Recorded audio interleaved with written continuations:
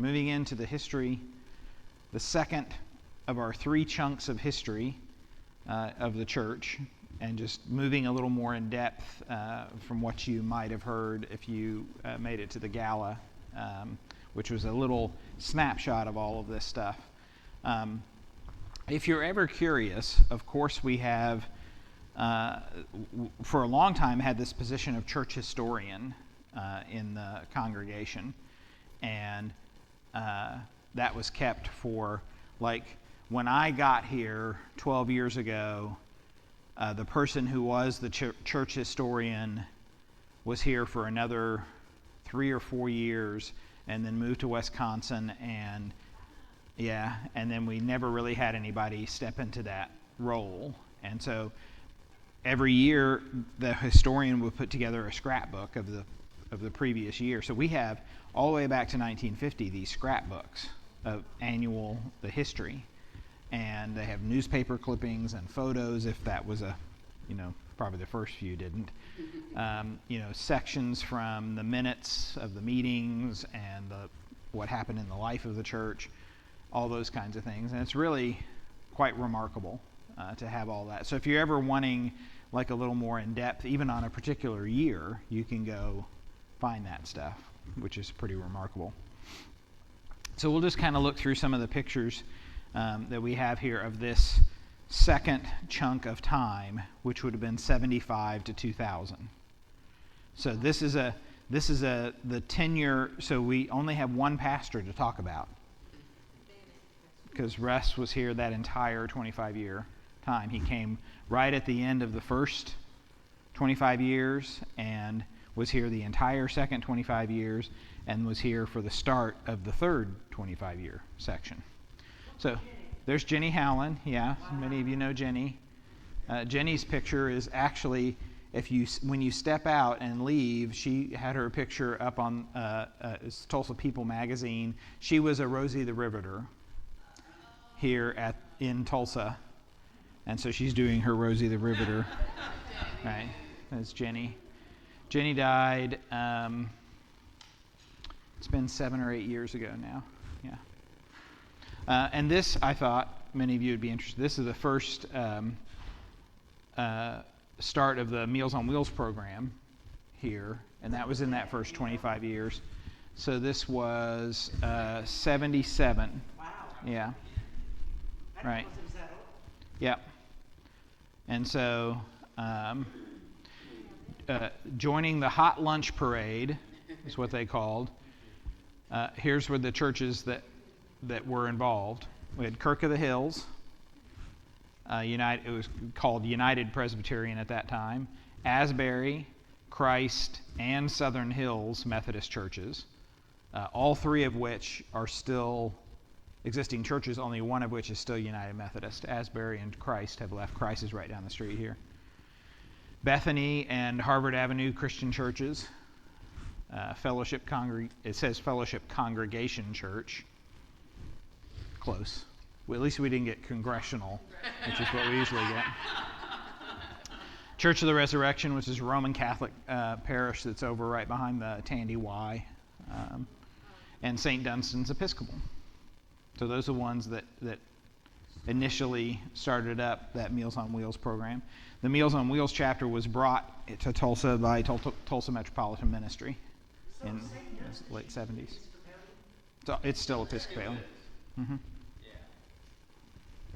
because there's an article from the Tulsa World Picture about them and the new pope. They said they called them an independent Catholic. No, that's not St. Dunstan's. I think that's St. Jerome's. Yes, excuse me. Yeah. St. Jerome's. And the Pope was on the Cassia Hall board. Yeah. Yeah. Yeah. This is the room you're in right now. Whoa, What an improvement. So take a look behind you. There used to be windows up there. You see them? Right? wow. Because there is attic space up there.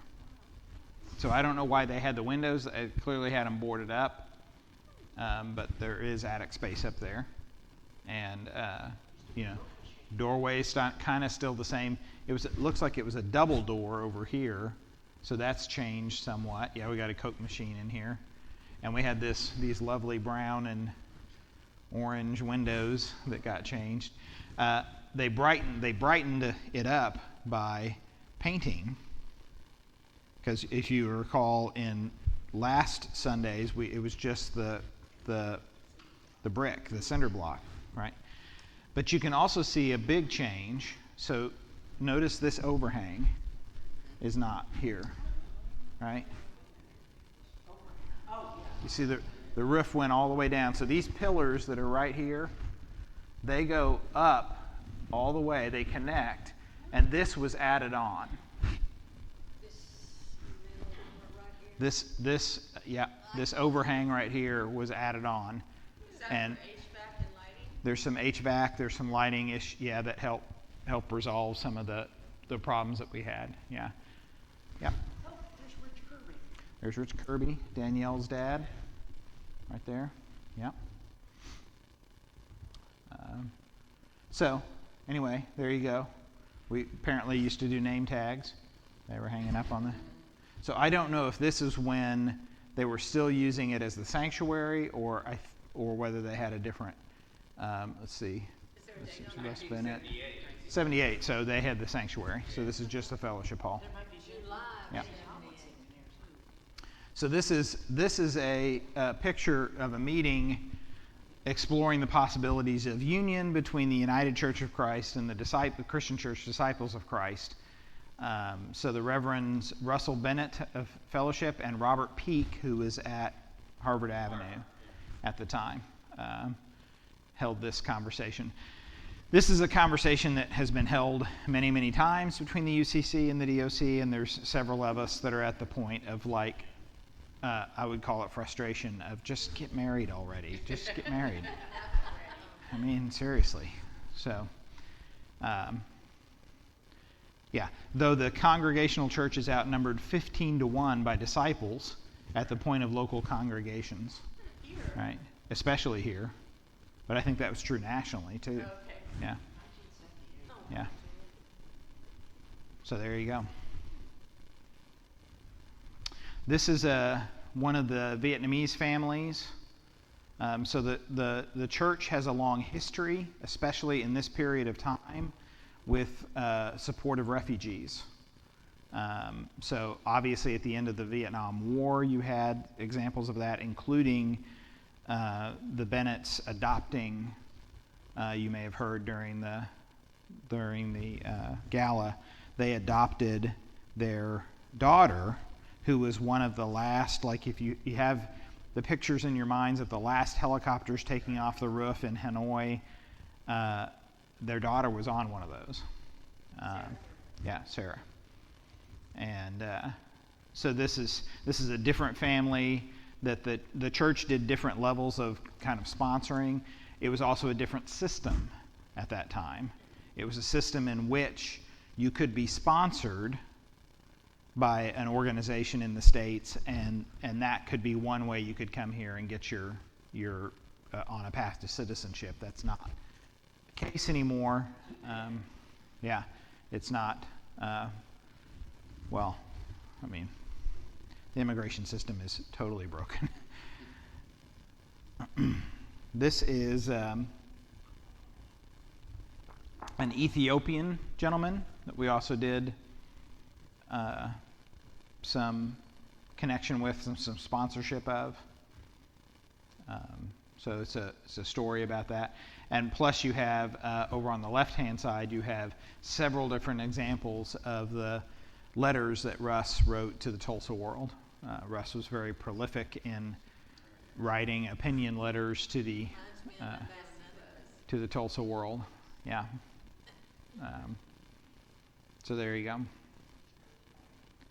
I think the one that, like, over at Fort Chaffee in Arkansas, that was a huge center for the Vietnam resettlement.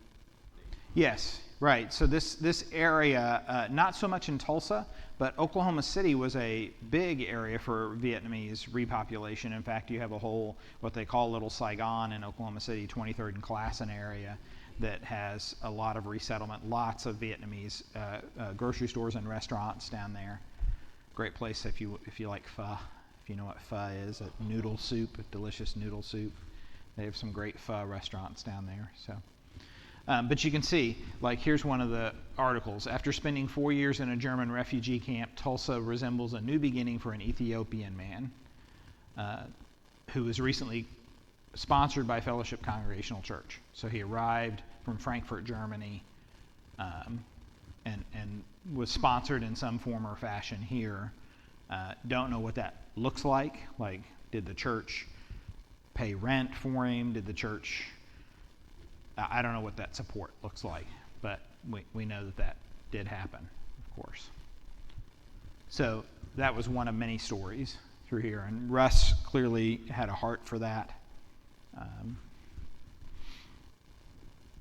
So this is just a couple of examples of these are things that we found in those histories. So you look over here. So this is, I don't know what year this is, but it's going to be in the late 70s, early 80s probably. And look at the language. It says 86 over here, but I'm not sure if this is the same. Oh yeah, 82, right. Celebrate the 4th by welcoming strangers. And look at the excuses. They'll take our jobs. They don't even speak our language, right? I'm afraid we're losing control of our borders, right? That's funny. Where have I heard that before? Right? This is not a new story.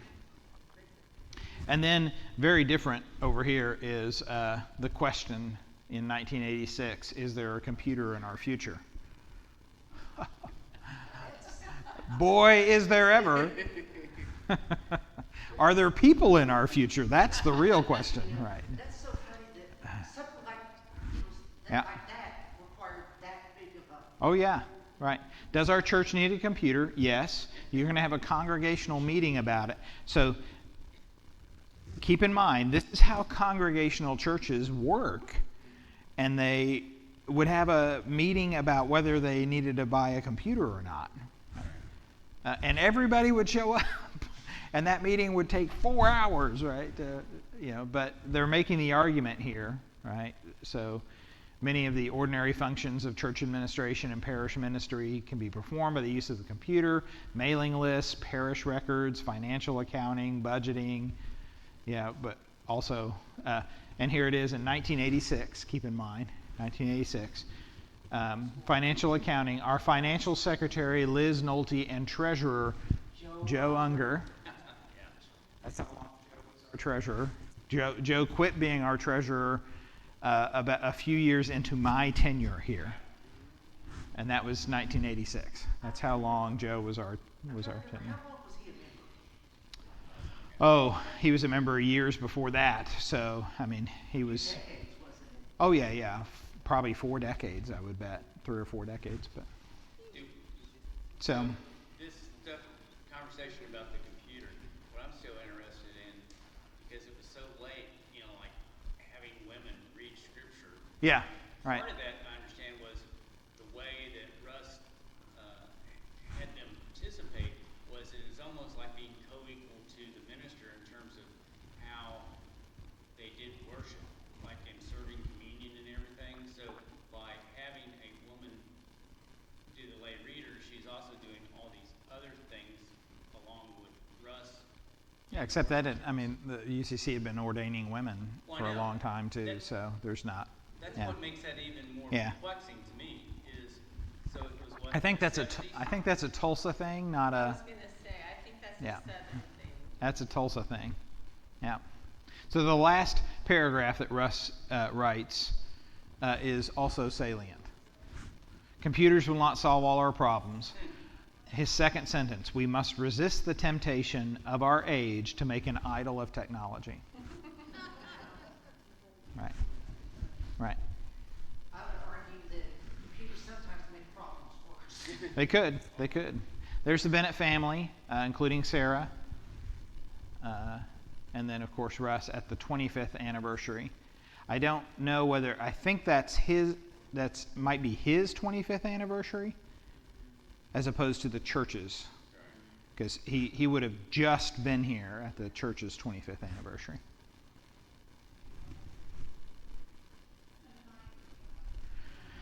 So we have long history of the Christmas play, and from what I'm told from people, it was especially Jeremy Skaggs. Jeremy was like, this was serious. The Christmas play was serious business. I know you wanted it to look like it was fun, and I know fun at the Christmas play. All business, except for his son's account. Except for I don't know what's going on. You know. Right. Yeah. You see the old pews. For those of you who weren't here, this is the old pews, and you see more steps. These are carpeted at that point, right? And you have the table still in place because you just can't move that thing. These were donated, these tables, around in this era, for sure. And you can see on the back wall what we don't have anymore. We had 12 chairs across the back of the wall here. For the 12. Yeah. And Jeremy says, yeah, Russ used to insist we had to sit up there in those chairs. That we never had, there weren't ever 12 people up there. There's usually 2 people, but you had 12 chairs, right? So that's our sanctuary was designed, as Bill Stoskoff will tell you, by a Catholic architect. And so there's all this Catholic stuff in it. So there's 12. If you go in and you look up at the top of the wall on the south side or on the north side and you see the windows that are in between the pillars, there's 12 of them. And there's 12. There were 12 chairs. We've now replaced all that. Thank goodness. Yeah. And we replaced the pews. I forgot we had that different liturgy that wasn't meant to get everything changed. Yeah, and also you should know, like Russ came from what is called the ENR tradition in the UCC, so the Evangelical and Reformed tradition. So Russ came from a much higher liturgical style here, and so his influence was really felt, and that influence was a much higher sort of. So he was still quite a progressive thinker and writer, and his sermons would be very socially and biblically liberal, but the service was quite traditional. Very. Yeah. Who here has attended a service that Russ Bennett? Right. Yeah. Just a couple. Right. Yeah. Can I make a comment about the chairs? Of course. So when I was working with the youth group at Fellowship back in the late 90s when I was in seminary, we had a youth Sunday and all of the kids that were participating in worship had to sit up there. And one of the comments I got afterwards, which I still shake my head about, is that one of the older women in the congregation said, "You need to tell those girls not to cross their legs like this, they need to cross them at the ankles." That was her commentary on Youth Sunday. What was that? You know, Cross your legs at the ankles. ladies are supposed to cross their feet, their ankles, and not cross their legs like men do. That was her commentary on Youth Sunday. Oh, good grief. It would be Margaret McCarthy. Yes, it would. Yes, indeed. Either way. It wasn't much of a guess as to who that really was, but yeah, it's so. I mean, but this is a great example. Even things that we do like this. So how? Let's just take a second. You're going to hear this in the sermon, and this is a day to think about this. How do we gender things? Now look at that picture and tell me what are gendered things in that picture. The angels are all female. What color is Mary wearing? There's pink, top Yeah. and the blue. Mm-hmm. It is also interesting, by the way, in our Islamophobic culture of covered women, how are we portraying Mary, right?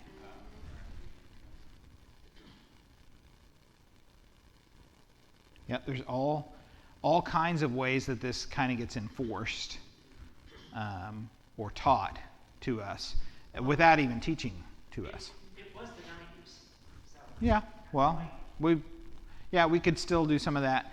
So note that that's one of the reasons that we've shifted. There's several reasons, but it's one of the reasons that we've shifted to.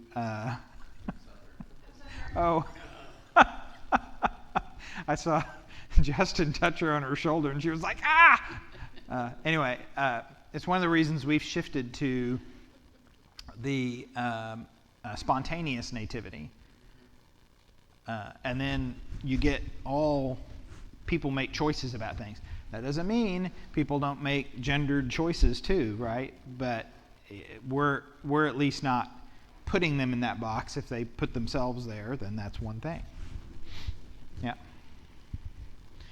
My first spontaneous nativity here, Stephen was Mother Mary. That's right. The first spontaneous nativity that we were here for, the kid's stepdad, Stephen, was Mary. Was Mother Mary? Yeah.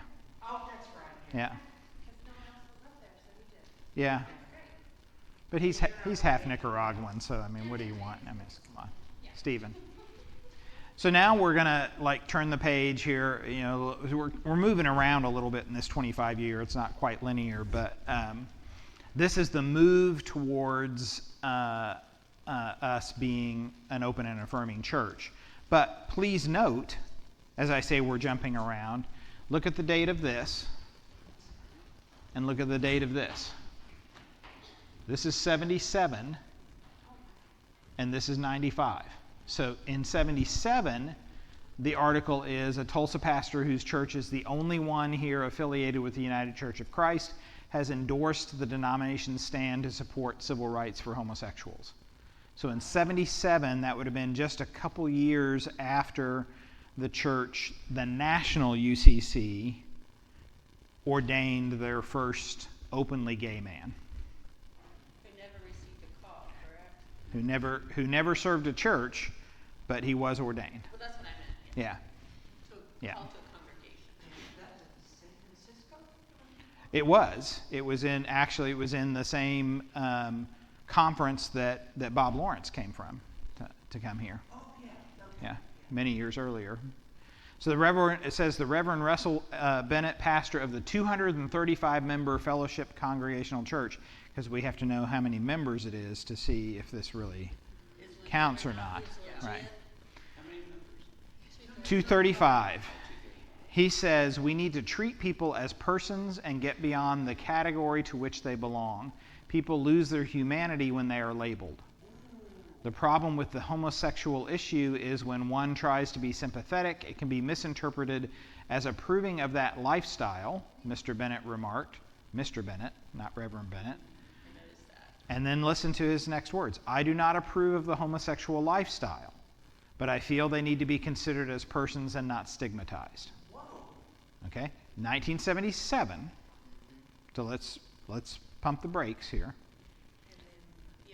And then by the time, then we get over here, this is 96, so we'll get over here first. Then by the time we get to 95,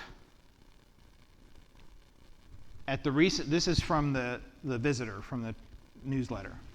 At the recent meeting of the church cabinet, there was agreement to develop a statement about our church's position on homosexuality. In the UCC, it is called being an open and affirming congregation. It should come as no surprise. I have taught Bible study classes and written on the issue. This is Russ speaking. Last year, I presided at a union blessing for a lesbian couple, and a Presbyterian minister has led such a service in our sanctuary. Our Board of Christian Education hosted a forum on the issue last year with resource people from PFLAG. So it's time to surface the issue and go public. If sexual orientation has a genetic basis like the color of one's eyes, then there's no sound ethical or theological reason to stigmatize gays. It wasn't that long ago when people who were left-handed were thought unnatural and considerable effort was expended to change them. That's even kind of a dated attitude, but it's a much different attitude than this one.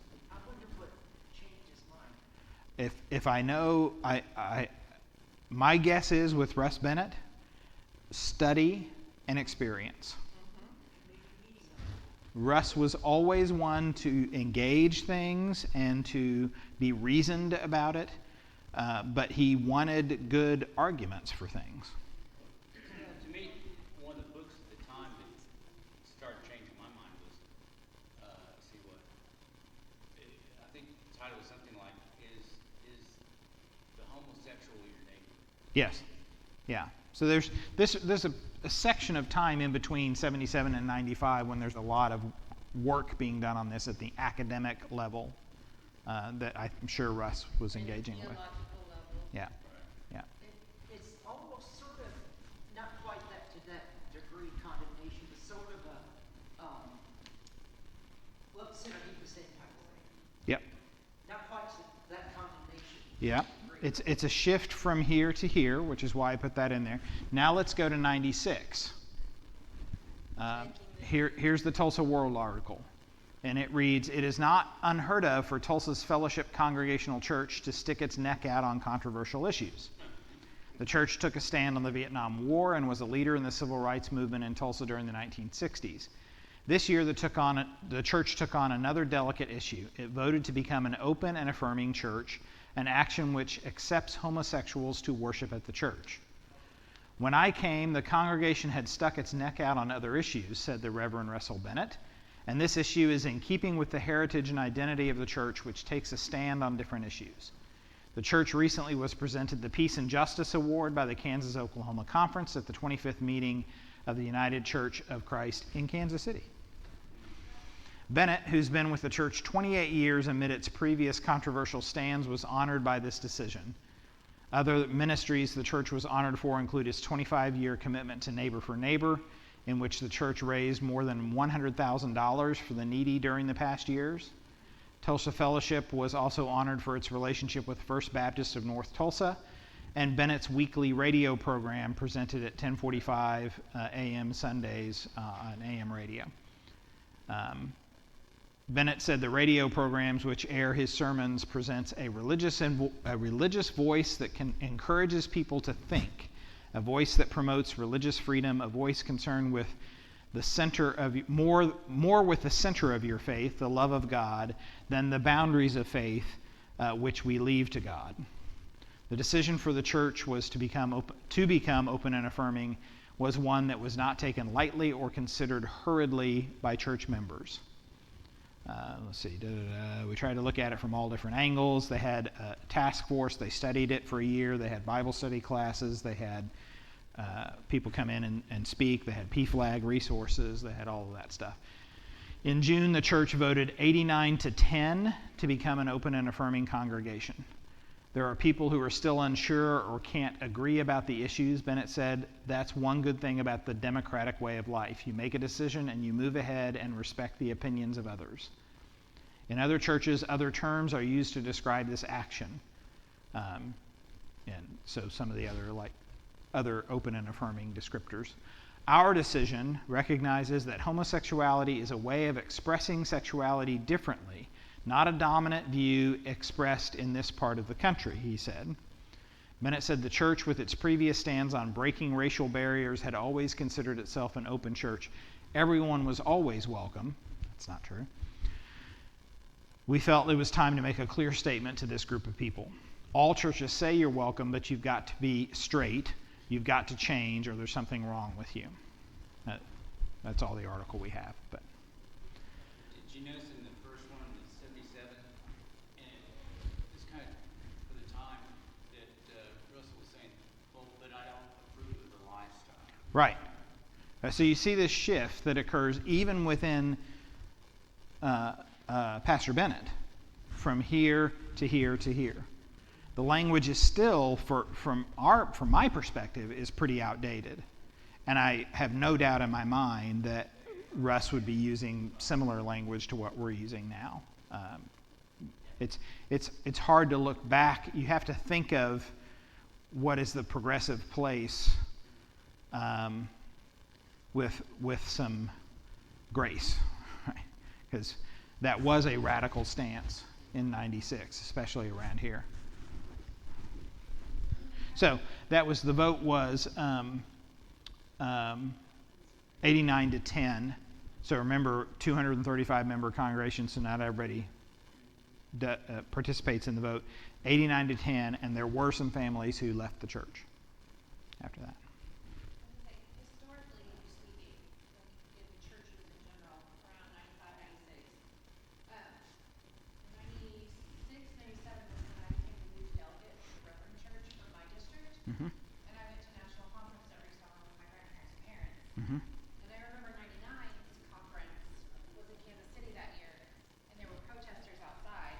And I was like, Dad, what's going on? Like, why are people protesting at church conference? And it was because the Brethren Church had made the decision to allow LGBTQ people to be ordained. And we had already, around 95, 96, allowed LGBTQ people to be deacons and leaders in the church. And so we were being protested at the Brethren Church. Yep. And so, like, the timelines, like, match up very much along with how I was raised. So I think it's really kind of interesting. Mm-hmm. It tracks. And if you think about how this shifts, like, we should be aware, this is a question. Obviously, we're still dealing with this question. The United Methodist Church just split in half, right, over this issue. Currently, right now, there's a large Nazarene church in Oklahoma City, First Nazarene, Oklahoma City, that is now First Church, Oklahoma City. It is no longer affiliated with the Nazarene denomination because it wants to be open.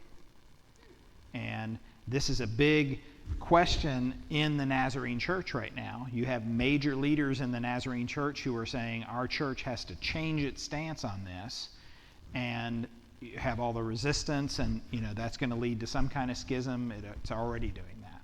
So this is not unique to us. We just were doing it earlier. Yeah. And it's interesting, even like 1995, 96, the fact that even trans people, we weren't on the radar. No, it's not even. Yeah, the term is homosexuality, right? It's not LGBTQ. It's not any of that. We're not talking about bisexuality. We're not talking about queer. We're not talking about any of those things, right? It's just interesting how times change. Mm-hmm. Well, also around 77, even talking about God is, well, because I remember you got the headlines, and I was on the general board at the time, so we had this resolution that was talking about the God language, and so the headline is that Disciples of Christ says that God might be female. Right. That was a huge. Yeah, that's a big deal. That was a huge thing. It was a huge thing. Then we end up with, these are two versions of our open and affirming statement.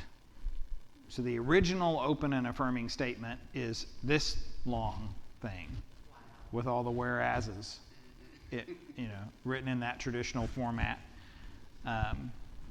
And then that's been shifted to this language. And as we're in the process of actually doing a rewrite that would be taking that idea of open and affirming and opening it even more so that we're describing the welcome into our church of people from all kinds of marginalized groups, not just groups that are marginalized on the basis of gender or sexuality or gender expression. Right. I was actually the one that asked them about put the gender identity in. Right. Yeah. So this was a change. This is. So because. They used to just say that. Yeah. Yeah. Because I told them, I said, I mean, I understand your openness, but it's going to be easier if they know about it. And Yep. it's right there. Well, that's the whole point of making an open and affirming statement, is that you're making this public. Because look, I mean, there's not a church in the world, including what we saw in the past. All churches say you're welcome. Everyone was always welcome. That was Russ Bennett's statement. But we know from our own history that is not true. within the first 5 years, we had the first set of people who were not welcome. So we know that that's not true. And there isn't a church out there that doesn't say all are welcome. And then the question is, where do you cross that line? Now, let's not fool ourselves. We have a line too. We say all are welcome. We say every single other. And we don't really mean that. It's an aspiration more than it is a reality, because there are some others that we don't really want to include in the every single. Yeah. So, we wrestled with this question at Community of Hope as well, for the same reasons, because of the inclusive theology. And what we kind of came down to is that, this wasn't an official stance, but kind of the conversations, is that anybody that would be a threat to the most vulnerable people in our community was not welcome. Right. Yeah, Kathy McCallie always said it, we welcome everybody who welcomes everybody. Right, that's a good way to put it. Yeah, I've heard her say that before. Yeah. So if you don't welcome everybody, you're not trying to do that, then that's going to be a problem. And so we have our lines too.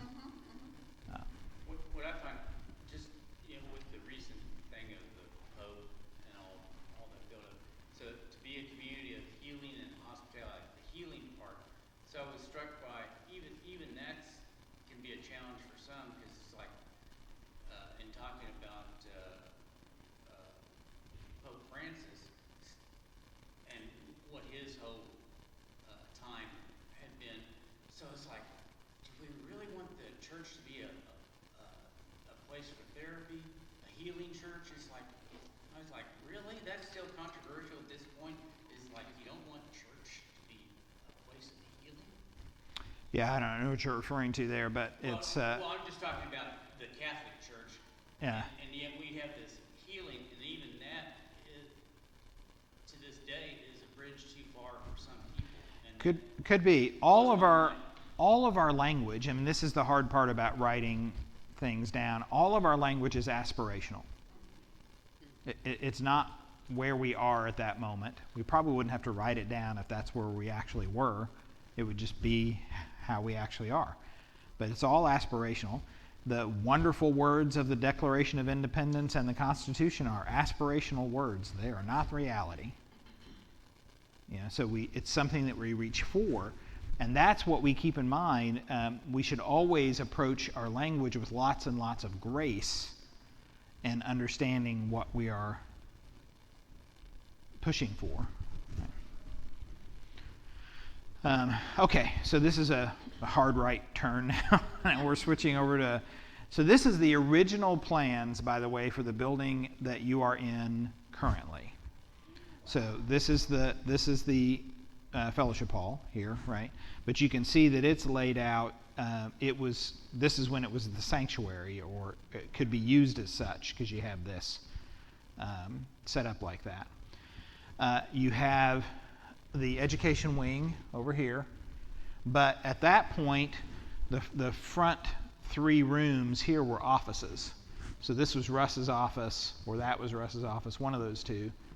And the church office was right here. You can still see, if you walk down this, right down here, a mail slot that's on the out that we've had to tape up, because for the long, especially during COVID, the postal carriers would come and stick mail in there, and we'd be like, have you seen mail in the last 3 days? And finally Scott would go, hold on just a second. He'd walk down there and there was a whole bunch of mail, so we had to tape that up. But the original plan was to expand on this side to add in, you had a couple of new restrooms, you had a library parlor, and you had a chapel, but you don't have a choir room, right? And you have this little narthex area, and you have some additional classroom space here, you have some storage areas right in here, but it wasn't anything, it's much different space. You have no columbarium like you do now. Right, so this is the original plans. So in number 20, that's your office now? Number 20 was the conference room. It is now, it's about where my office is. Well, Yeah. that explains the size of it Yeah, yeah. And then there's the another classroom, and then this is the kitchen here. Right. These are to be remodeled, but they look different. And of course, now number 5 is the choir room, obviously. No, Well, the choir room is even a step further. I mean, it's even another room because we basically have these two restrooms. They're just turned this way, and then we have the so and the choir room hasn't been built yet. no, the choir room was lobbied for very very hard by the music director at that time. 2000, what am I saying? Yeah, Yeah.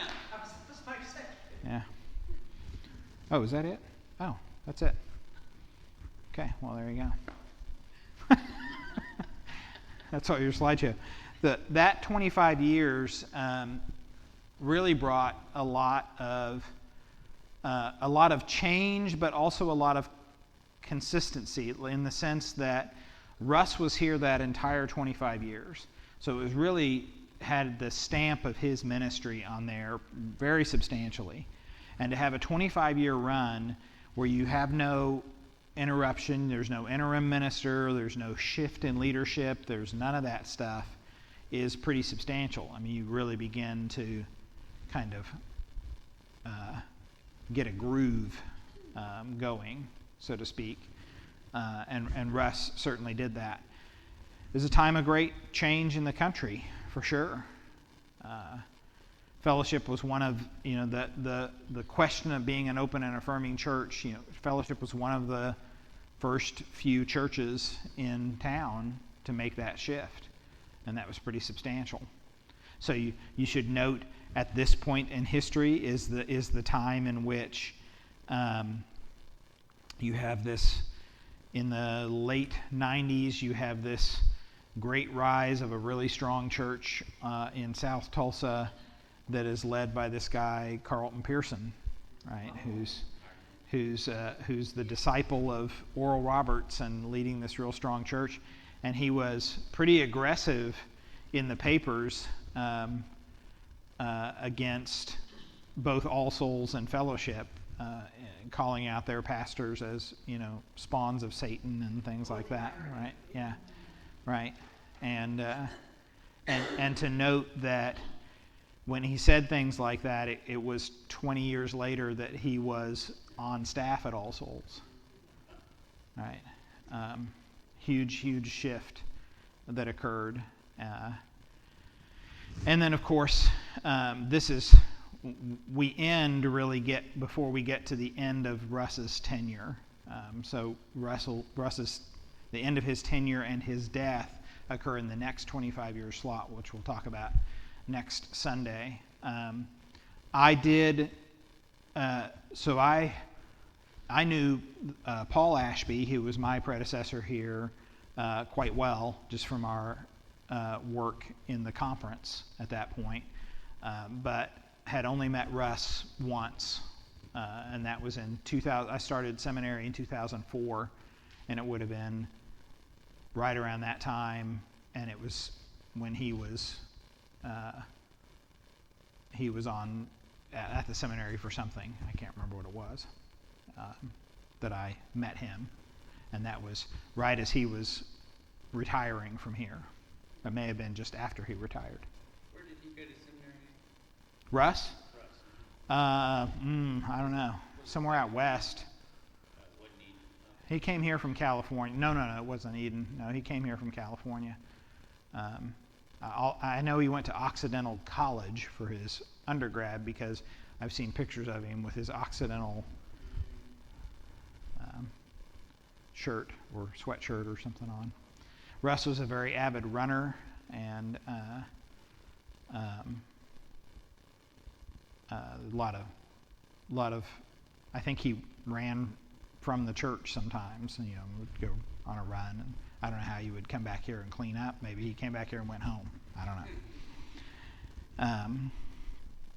So that's that 25-year chunk.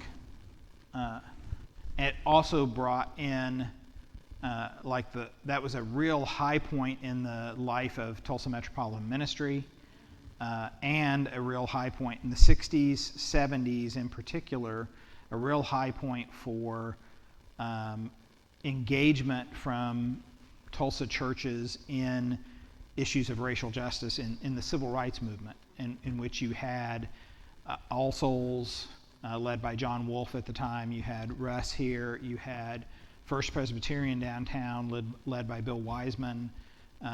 You had Muzan Biggs at Boston Avenue, and several others who were quite instrumental in a very strong ministerial alliance and a very strong Tulsa Metropolitan Ministry that helped push some of that.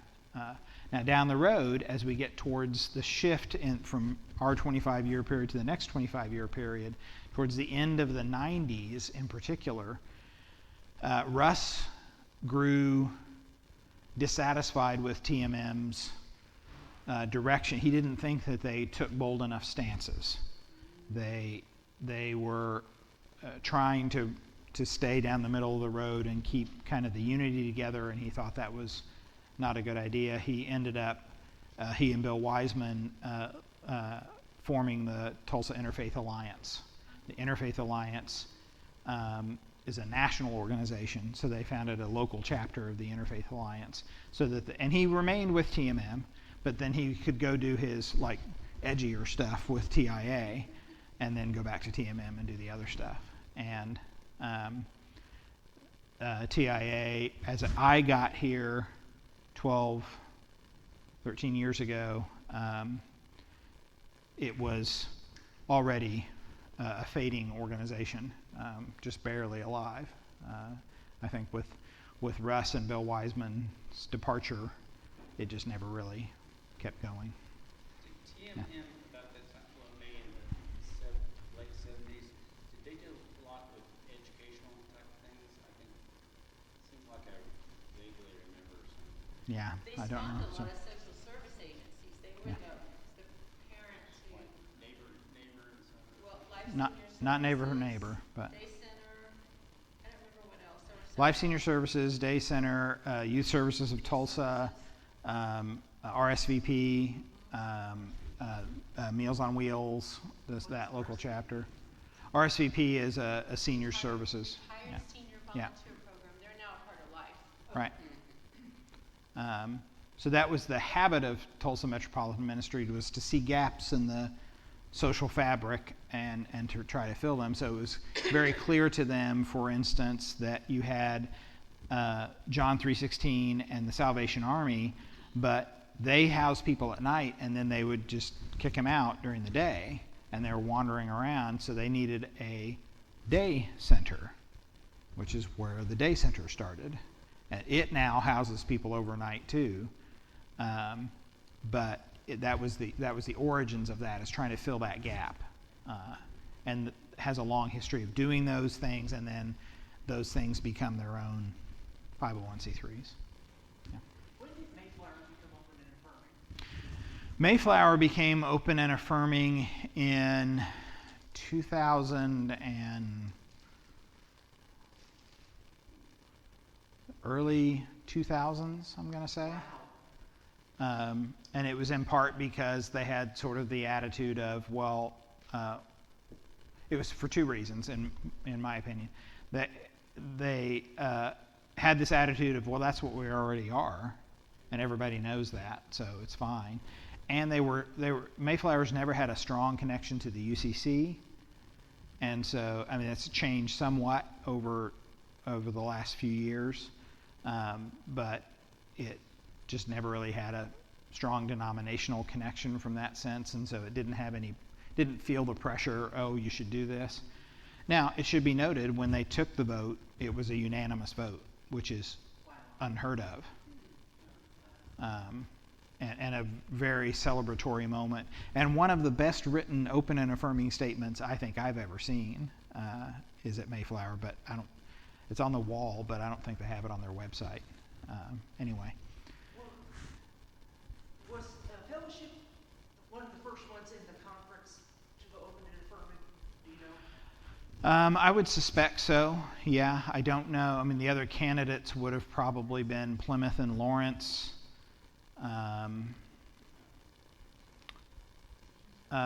But Open Arms wasn't yet a member of the UCC.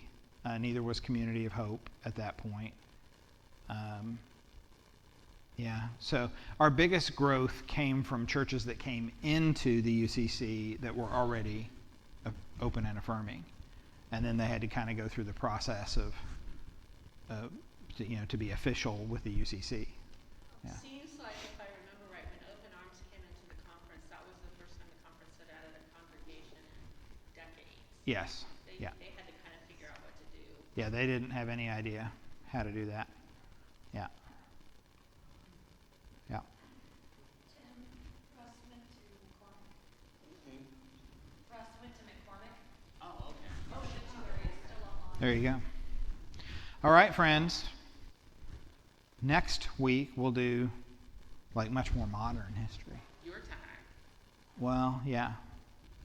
Party. I don't have to tell you about that. We'll just do up to my time and then we'll stop. You all know all that.